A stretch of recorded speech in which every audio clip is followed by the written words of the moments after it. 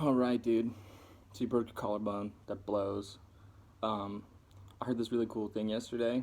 It was this guy who was he was paramedic in the army or in the Air Force for like 7 years.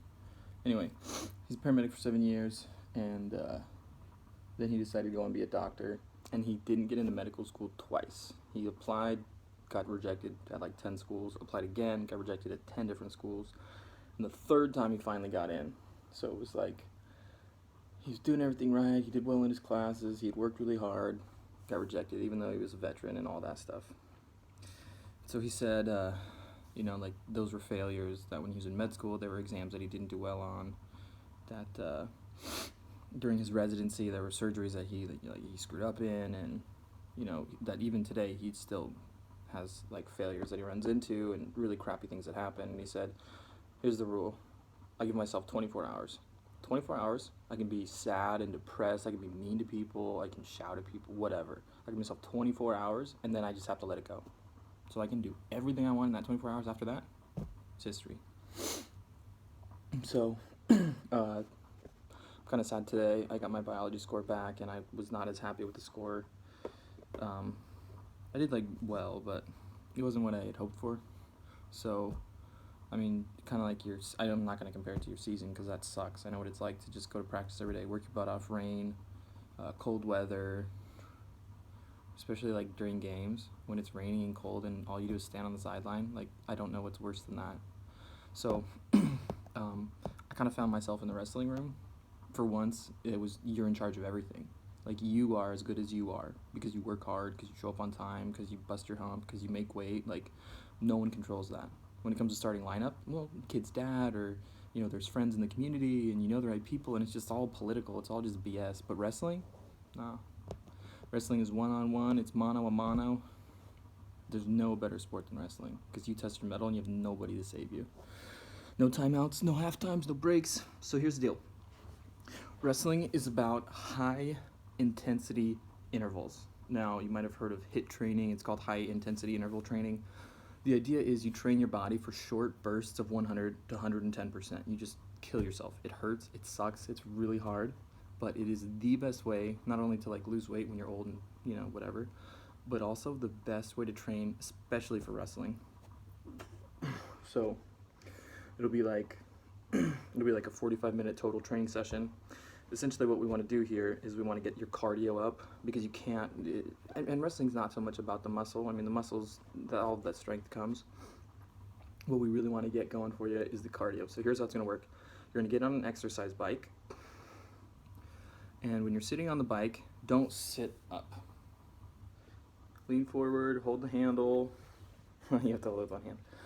So hold the handle, make sure that your arm is safe. Make sure you're not going to hit your elbow with your knees. So the first time you go in, really mess around with the setup. You may even, it sounds silly, but you might need to bring a belt or something to keep that arm really pinned to your side, because the last thing we want to do is make your exercise that's trying to get you ready for later inhibit your ability to heal so that way you can actually be ready later. Does that make sense? So once you get set up on the bike, it's going to be the same thing.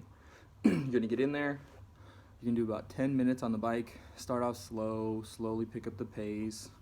Find sometimes it'll say watts on the display. Sometimes you can do speed, depending on what shows up. So get on the bike, and you're gonna go 10 minutes, nice easy warm up. Slowly picking up the pace until you get to a good speed. Now here's the kicker. You're gonna go 1 minute hard, holy crap, I don't think I can do this for a minute. Not a full out 150% sprint, I'm gonna die, I'm done. You're gonna go hard, pick up the pace. Make sure, watch the speed or the watts or whatever it is, and make sure it stays above that by a lot. So if you're going 20 miles an hour, when you're doing your sprint, it should be 27, 28, somewhere in there, 28, 29, 30. So you really wanna ramp up the speed for 1 minute, and then you're going to back off for 2 minutes. You can come back 1 minute, so it's going to be 1 minute on, 2 minutes off. 1 minute on, 2 minutes off. You're going to do that, 3, 6, 9, 12. And you're going to do that 5 times. And you do that 5 times. So do that to start. So 1 minute on, 2 minutes off. Then after, I want to say after like a week or 2, you need to do this every day. This is something that needs to get done every day. So like make sure mom and dad make it a priority. So 1 minute on, 2 minutes off. Then the next week you're going to do 1 minute on, 1 minute off. 1 minute on, 1 minute off. And you're going to do that for 5 cycles. All right? 5 cycles. And then at the end, always do a 5-minute cool down where you're going to go from that last kind of back off period, and then keep that nice steady pace until you get to the end. When you get done, make sure you're stretching. That's like these guys. Spreading your feet out wide, touching the floor, coming out over the side, going to the other side. Make sure you're holding everything for 30 seconds. And make sure you're working on your core. A lot of stuff is easy. You can't really plank. You could try to do like a 1-arm plank, but that can get dangerous, and you don't want to. I mean, if you want to train like 1-arm plank, you can do that. I don't recommend that for more than like 30 seconds at a time. You gotta be really careful. So obviously crunches. Let's put this down here so we can actually see what's going on. All right, obviously crunches, but when you do the crunch, don't like curl up. Make sure you're lifting with your chest, trying to get your chest up to the ceiling. See the difference? So this is a crunch, and this is what it's supposed to look like. Curl, wrong, up. You go up, hold. You should really feel it in the tops of your abs. The other one that I want you to do, for sure, they're called flutter kicks. Watch my feet. So my body's flat on the floor, in the back like this. Head's just off the floor a little bit. Feet. Watch the feet. And you're just gonna kick. So it's 1, 2, 3, 4. That's 1. 1, 2, 3, 2. 1, 2, 3, 3. So that's flutter kicks. So crunches, flutter kicks, and then the last one might be kind of hard, but this one's dope. Turn it this way this time. So put something behind your head that you can hold on to. Obviously you'll be like this. But what you're gonna do, feet are gonna be up in front. You're gonna lift all the way up. When you get to the top, your toes should be pointing towards your face, and you're gonna do a really big push from right here. And you wanna lift your hips off the floor with your abs. And it's gonna feel weird, but it's awesome.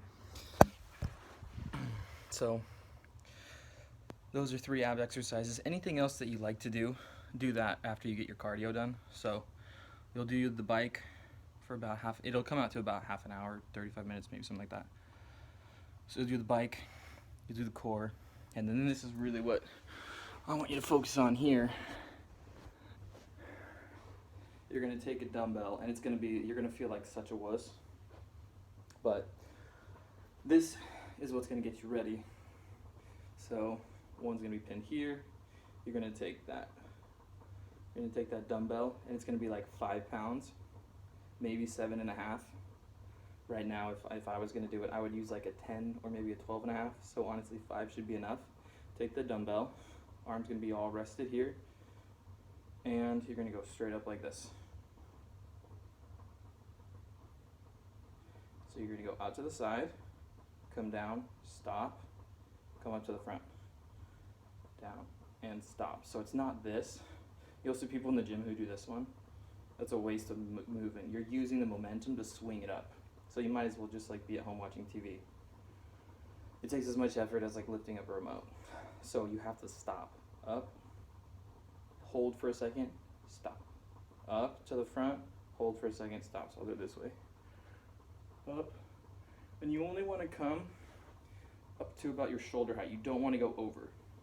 That's where you're going to start hurting yourself, right here. That's all you need. Up, stop, down, front, stop, down. Same thing. Come up to shoulder height, hold that for a second, come down.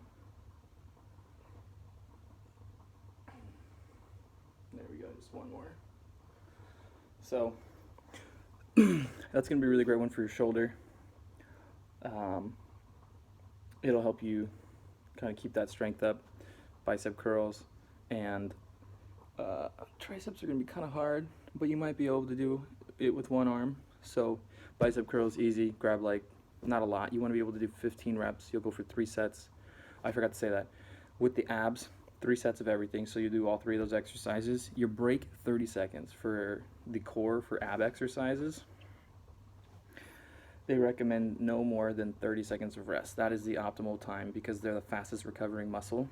So if you want to have any kind of muscle growth, you can't take long breaks in between ab exercises. So do those 3, repeat it 3 times. When you finish with all the abs, then you're going to go over dumbbells. You're going to go forward, side, forward, side. You're going to do that. You want to go for 12 reps. You want to be able to do that 3 times total. Take a minute in between each set. And then you're going to go to bicep curls. Again, don't be this guy in the gym because he's an idiot. Nice and slow, control it all the way up, all the way down, all the way up, all the way down.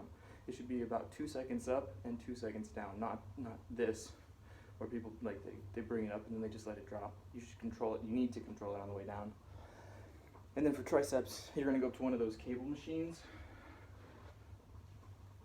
This will work. So let's use this guy right here.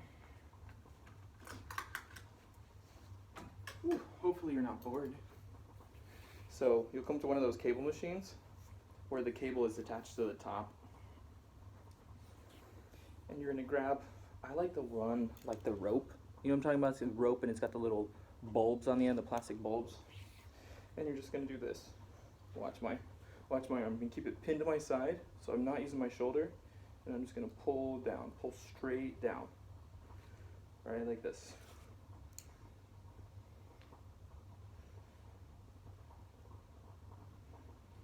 Does that make sense? And make sure you squeeze at the bottom. You should feel all of these muscles back here. Like the back of your arm should be on fire when you do that. Same thing, 3 sets of 15, bicep curls, 3 sets of 15. For those core exercises, you want to do 15 to 20 of all of them. This should get your body in pretty solid shape. You're really limited in what you can do. So once the doctor clears you, or when you go back for a follow-up, ask him when you can start doing band strengthening, and then we can go over band exercises. It's kind of a waste right now if you can't even do it for like 4 weeks. So when you see the doctor, ask him, like, what can I do? I'm trying to get ready for wrestling. I want to make sure that my shoulder isn't totally out of shape. Well, I guess it's your whole arm, huh? So, yeah, work on that. And sorry this is so freaking long. I just want to make sure that we went through like everything. Honestly, if you do the bike and your cardio is where it needs to be, it's going to be so much easier for you to just wrestle. That's the hardest part about wrestling, is a lot of people come in and it takes them like 4 to 6 weeks before they're even in like real wrestling shape. So the technique, you don't get to work on the technique until you're really in shape. But if you're already in shape, then you just get to focus on the technique side of wrestling. There is the conditioning, and it is really freaking hard.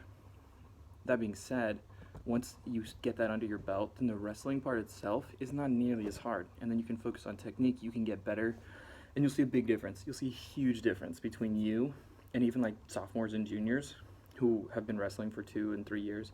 These guys are like, they're gonna be pretty good, but you're gonna get better faster. And like by my sophomore year, I was just as good or better than most of the sophomores, and even some of the juniors that had become seniors. And it's just because I worked my butt off. So work your butt off, make it a priority. Figure out with Lexi, or not with Lexi, she's not home. Figure out with Livia whatever you need to do, and honestly, man, you'll be in really great shape. Be okay with learning. Be okay with not being varsity. Be okay with like taking each loss. If you know, I'm not saying you're gonna lose, but if a loss happens, make sure that you see that as like, all right, I did this well, what can I work on? And it's really easy to say that, but when you get done with the matches, just take a second, think about what you can work on, and then remember you have 24 hours. 24 hours and then it has to go. 24 hours, then it has to go. So if you need to be a dick for 24 hours, be a dick for 24 hours. But after that 24 hours, done. So, love you, man. Proud of you. Keep working hard. I'm telling you, you just have to be patient. Results will come. All right, brother. Talk to you later.